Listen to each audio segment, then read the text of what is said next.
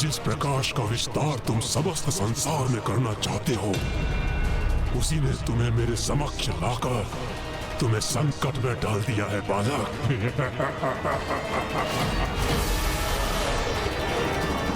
मूषक जी, आराम से चलिए।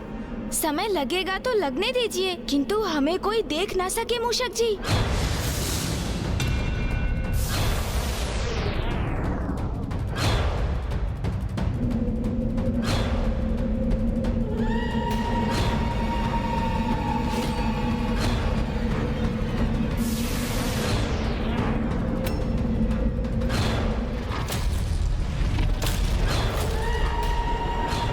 ये क्या?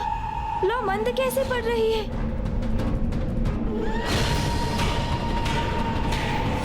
किंतु ये कैसे संभव है?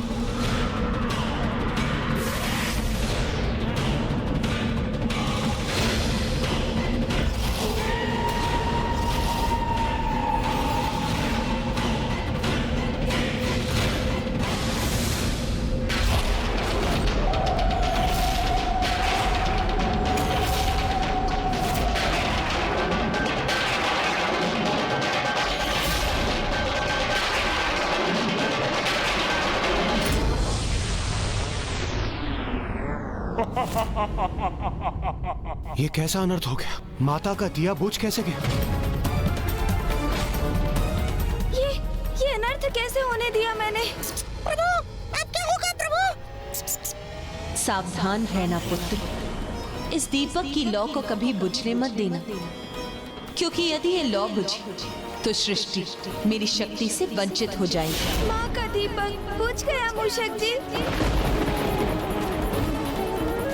मुझ पर माँ को अटूट विश्वास था और मैं माँ के विश्वास का मान नहीं रख सका। मैं असफल हो गया मूषक जी। प्रभु के स्वर में इतनी निराशा तो प्रथम बार सुनी है मैंने, किंतु मैं उनका ढाढ़स कैसे बनाऊं अब? मेरे सामर्थ्य पर कितना विश्वास था माँ को, मेरी सफलता के प्रति कितनी आश्वस्त थी वो, किंतु मैंने माँ को निराश किया, देवताओं को निराश किया, मैंने वेद माता को निराश किया। माँ के दीपक को सुरक्षित नहीं रख सका मैं। मुझे क्षमा कर दीजिए माँ। बालक, छाया स्वरूप में छाया बनकर किसी पर भी छा जाता हूँ, और अब इस दीपक की लौ को ढककर मैं तुम्हें इसी भ्रम में रखूंगा कि तुम अपने उद्देश्य में असफल हो गए। अब मैं वेद माता को कैसे सुरक्षित करूँगा? तो क्या अब संसार वेद विहीन हो जाएगा? धर्म का ह्रास निरंतर होता रहेगा, सर्वत्र अराजकता का ही प्रभाव होगा और संसार की इस दुर्दशा का कारण मैं बनूंगा। वेद से रिक्त यहाँ से कैसे लौटूं मैं? कैसे किसी को अपना मुख दिखाऊंगा मैं? प्रभु, नीर आशा, इसी में ही आशा का बीज छुपा होता है। बस आवश्यकता है स्वयं पर विश्वास की। आप प्रभु प्रथम पूज्य है, विघ्न हरता है, तो आप कैसे विघ्न से निराश हो सकते हैं भला? अपने निराश मन में आशा की लौ प्रज्वलित कीजिए प्रभु। तो संभव है आप पाएंगे कि दीपक की लौ अभी तक प्रज्वलित हो, किंतु वो मात्र थोड़ी मंद पड़ गई हो प्रभु।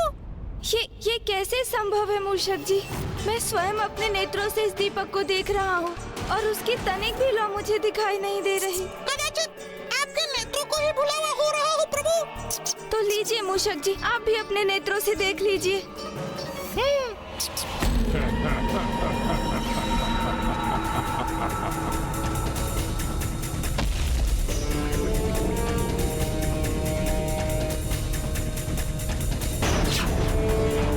किंतु मुझे सावधान रहकर दीपक के ऊपर पूर्ण रूप से स्थित रहना होगा।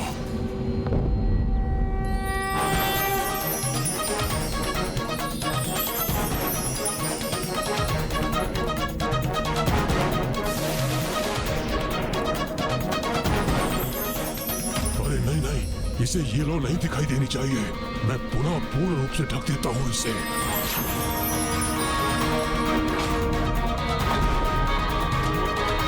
मेरी दृष्टि का भ्रम था ये, अथवा एक क्षण के लिए मुझे दीपक की लौ पुनः दिखाई दी थी। क्या हो रहा है मुझे? ये भ्रम एक असुरी माया का प्रभाव। तो मैं अभी जाकर गणेश को इस माया के प्रति सजग कर देता हूँ माता। रुको पुत्र, मुझे ज्ञात है कि तुम अपने अनुज गणेश की सहायता करने के इच्छुक हो, किंतु गणेश को आभास हो चुका है कि वहां कुछ अनुचित घट रहा है।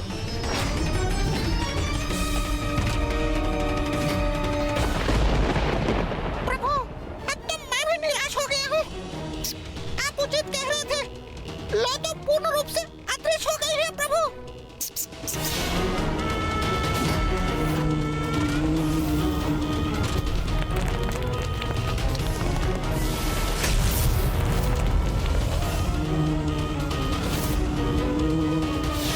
नहीं, अभी माँ के दीपक की लौ मुझे दिखाई देना कोई भुलावा नहीं था, क्योंकि वो लौ तो जिसके अस्थिर होने से संपूर्ण पृथ्वी कंपित हो उठी थी, वो आज अदृश्य हो गई, किंतु उसका कोई दुष्प्रभाव नहीं हुआ। ये कैसे संभव है? इसका तो अर्थ है कि कोई अपनी माया से लौ को ढक रहा है।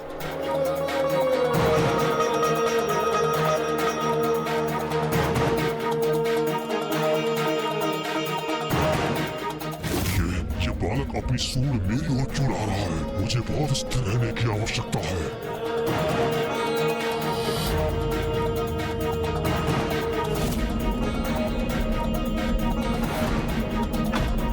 बड़ी विचित्र बात है, मुझे अब अपनी सूंड दिखाई नहीं दे रही है, किंतु माँ की लौ की उष्णता का आभास हो रहा है मुझे। अर्थात मेरा अनुमान उचित था। किसी आसुरी माया ने ही माँ की लौ को छिपाकर अदृश्य कर दिया है। तो अब उस आसुरी शक्ति को प्रकट कर उसे इस अपराध के लिए दंडित करना चाहिए मुझे। किंतु इससे पूर्व मैं कुछ लीला करने वाला हूँ। मूषक जी, प्रतीत होता है किसी अत्यंत बलशाली शक्ति ने बाधित किया है हमें। अब हमारा उससे पार पाना संभव नहीं। हम पराजित हो चुके हैं मूषक जी।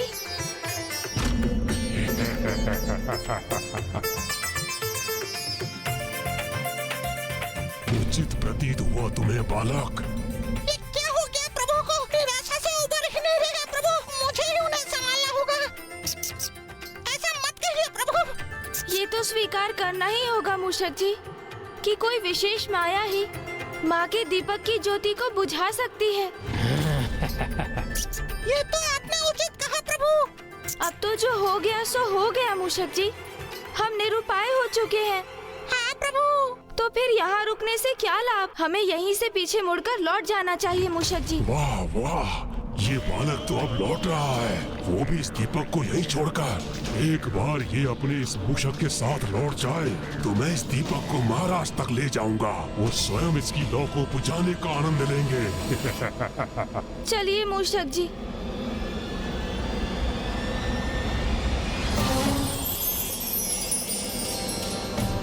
मूषक जी, देखिए मूषक जी, दीपक की लौ तो पुनः प्रज्वलित हो गई। हाँ प्रभु। अरे ये क्या हो गया मुझसे? अपने स्थान से अस्थिर क्यों हो गया मैं? चमत्कार! ये तो चमत्कार है प्रभु।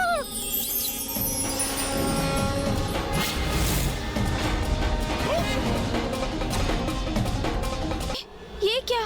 ये लौ तो पुनः बुझ गई।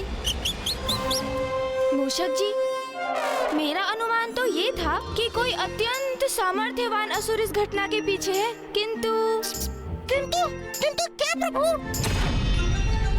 किंतु कदाचित भूल थी वो मेरी, क्योंकि यदि वो इतना समर्थ है मूषक जी, तो उसके प्रभाव से इस लौ को एक ही बार में बुझ जाना चाहिए ना।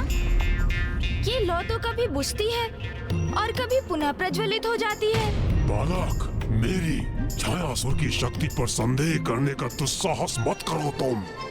सर्वथा उचित कहा आपने प्रभु। अब सब आपके और मेरे समान सामर्थ्यवान कहाँ हो सकते हैं प्रभु? नहीं मूषक जी, इस कार्य के लिए शक्ति ही नहीं, बुद्धि की भी आवश्यकता है। वो कैसे प्रभु? देखिए, यदि मैं एक असुर होता और मुझे इस दीपक की लौ को बुझाना होता, तो मैं एक अनूठे किंतु सरल और अचूक उपाय का ही प्रयोग करता। दीपक की लौ को प्रज्वलित रखने के लिए किसकी आवश्यकता होती है? घृत की। तो यदि उस दीपक की लौ को बुझाना ही है तो उसके घृत को ही हटा दो। किंतु वो घृत कैसे हटाऊं मैं? अरे ये ध्वनि कैसे थे? वाह असुर जी, बहुत उत्सुकता है ना आपको ये उपाय ज्ञात करने की, इसीलिए स्वयं को रोक ना सके आप। तो आपकी उत्सुकता ही अब आपके कंठ की फांस बनेगी। चतुर चतुर चतुर चतुर ये तो अत्यंत उत्तम प्रश्न किया है आपने मूषक जी। मैंने कब ये प्रश्न पूछा प्रभु से? अच्छा, समझ गया। ये अवश्य प्रभु की कोई युक्ति है। दीपक को घृत से रिक्त करने के लिए तो दीपक को उलटना होगा ना। अच्छा हुआ उन्हें मेरे बारे में ज्ञात नहीं हुआ। अरे हाँ, ये तो सर्वथा उचित है, किंतु मैं उसे आभास नहीं होने दूंगा कि मैं उसकी युक्ति समझ चुका हूँ। अच्छा हुआ उन्हें मेरे बारे में ज्ञात नहीं हुआ।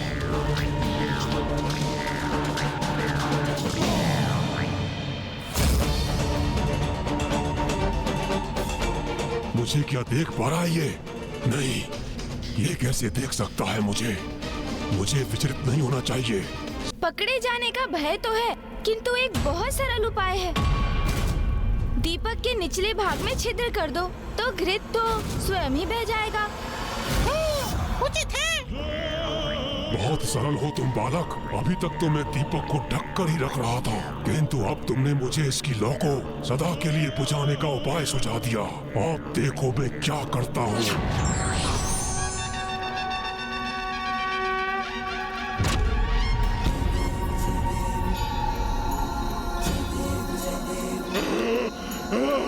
अरे मुक्त कर दो मुझे, जाने दो मुझे। क्यों मुक्त कर दो तुम्हें? तुम मेरे माँ की दीपक की लौ को बुझाना चाहते थे, दुष्ट पापी। उस लौ को जो ज्ञान, आयु और उससे भी अधिक स्वयं परमात्मा की प्रतीक है। तुम्हें ज्ञात भी है कि प्रज्वलित दीपक को बुझाना कितना अशुभ होता है। प्रभु, मैं तो मात्र एक सेवक हूँ और अपने स्वामी असुरराज दुर्गमासुर के आदेश का पालन कर रहा था। विवशता में प्रभु, मेरा विश्वास कीजिए प्रभु, मुझे मुक्त कर दीजिए। मुझे मुक्त कर दीजिए प्रभु, मुझे मुक्त कर दीजिए। मैं सदा आपका दास बनकर रहूंगा। मैं बुरा नहीं हूँ प्रभु, मैं बुरा नहीं हूँ प्रभु। स्वामी के आदेश का पालन करने की व्यवस्था थी मेरे प्रभु। तुम्हारा प्रयोजन अनुचित था, इसलिए जिस पावन दिए को तुम बुझाना चाहते थे उसके तले मैंने तुम्हें दबाकर तुम्हें दंडित किया है। उचित किया प्रभु आपने, जो मुझे इस दिव्य दीपक से हथेली पर रखकर दबाया। आपने माता के दिव्य दीपक के स्पर्श से मुझे पाप मुक्त कर दिया और मेरे भीतर सद्बुद्धि जागृत हो गई प्रभु। किंतु प्रभु, मैं दुर्गमासुर के नगर नहीं लौट सकता। आप ही मुझे आप कोई उचित मार्ग सुझाइए। मैं कहाँ जाऊँ, क्या करूँ?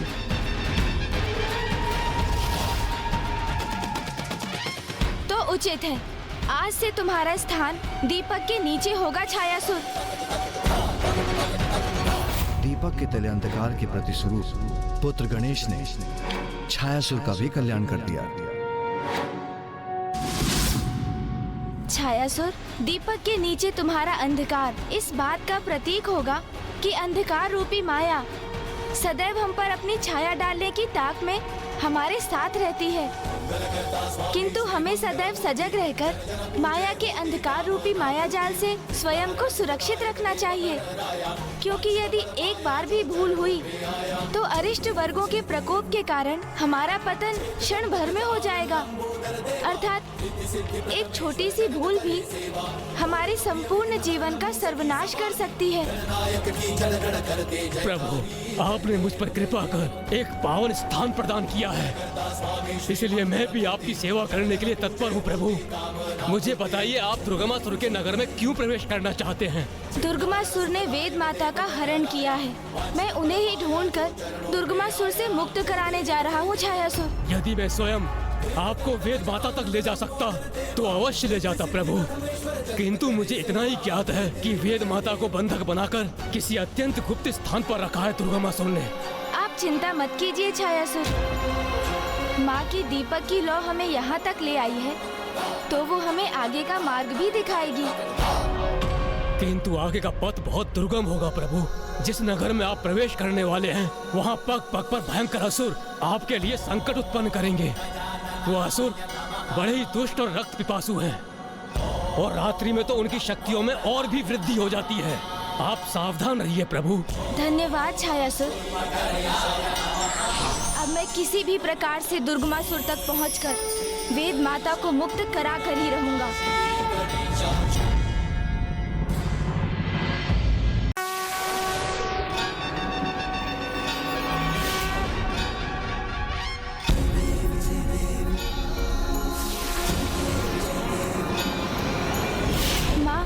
इस दीपक की लौ जहाँ संकेत करेगी मैं उसी दिशा में आगे बढ़ूंगा, किंतु कहीं मुझसे कोई भूल हो गई, मैं संकेत ना समझ सका और भटक गया तो? पुत्र, मेरी ज्योति तो तुम्हें सदा उचित दिशा का निर्देश देगी, इसलिए यदि तुम भटक भी गए तो तुम चिंता मत करो पुत्र। ये ज्योति तुम्हें पुनः उचित दिशा दिखाएगी और पुत्र, तुम्हें वहीं पहुंचकर वेद की देवी को भी ढूंढना होगा। धन्यवाद माँ। मूषक जी, वो देखिए कच्छर नगर। दीपक की लौ हमें उसी दिशा में बढ़ने का संकेत दे रही है। माँ ने भी मुझे इसी नगर के विषय में सजग किया था। इसमें तो अनेकों असुरों का वास है जो सभी दुर्गमासुर के सेवक असुर हैं। यहाँ अनेक असुर हैं और वो किसी भी बाहरी जीव को इस नगर में प्रवेश करने की अनुमति नहीं देते। तो फिर हम इस नगर के भीतर कैसे जाएंगे प्रभु? वो मुझ पर छोड़ दीजिए। उचित है। महाराज, वो दिखने में एक बालक अवश्य प्रतीत होता है, परंतु वो अत्यंत शक्तिशाली है। उसने मेरी क्या दुर्दशा कर दी, देखिए महाराज।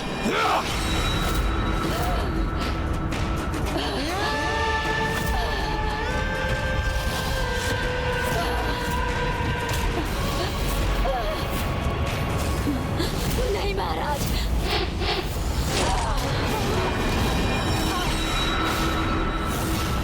मूर्ख, मैंने तुम्हें पहले ही सावधान किया था कि इस ज्योति के प्रति आकर्षित मत होना, बस उसे बुझा देना। किंतु तुमसे इतना भी ना हुआ।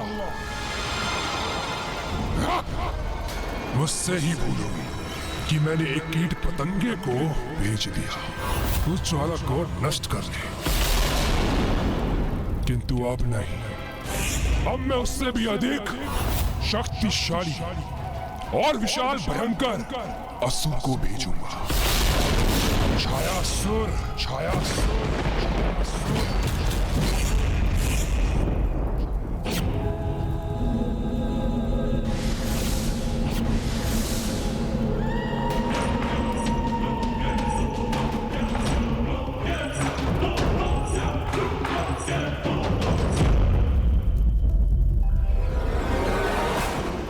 गया ये छायासुर, मुझे स्वयं ही देखना होगा उसे।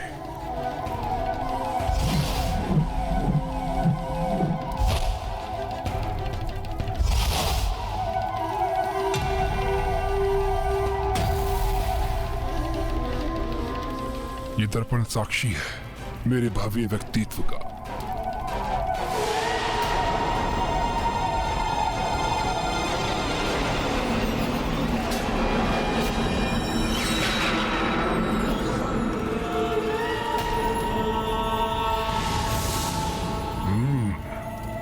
छायासुर की छाया है ये, जो होते हुए भी किसी के अस्तित्व को होते हुए भी लुप्त कर देती है। आपने मुझे बुलाया महाराज? हाँ बुलाया है, अवश्य बुलाया है तुम्हें। आओ छायासुर, आओ।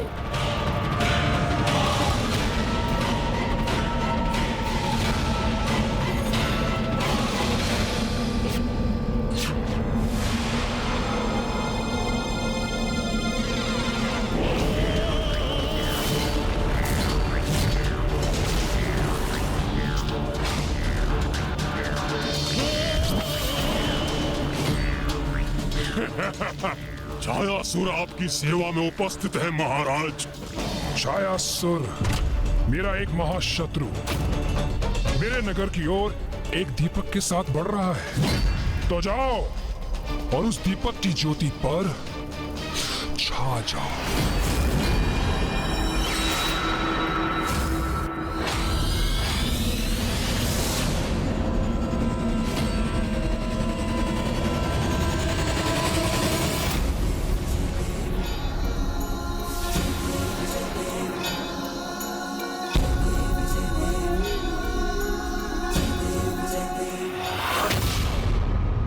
महाराज ने कहा था उनका शत्रु नगर में प्रवेश करने वाला है, किंतु यहाँ जो भी आएगा इसी प्रवेश द्वार से आएगा, क्योंकि कच्चर नगर में प्रवेश करने का तो कोई और मार्ग ही नहीं है।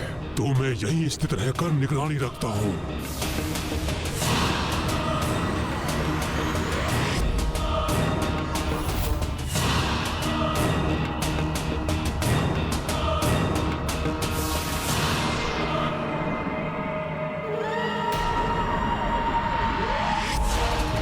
विचित्र विडंबना है ये।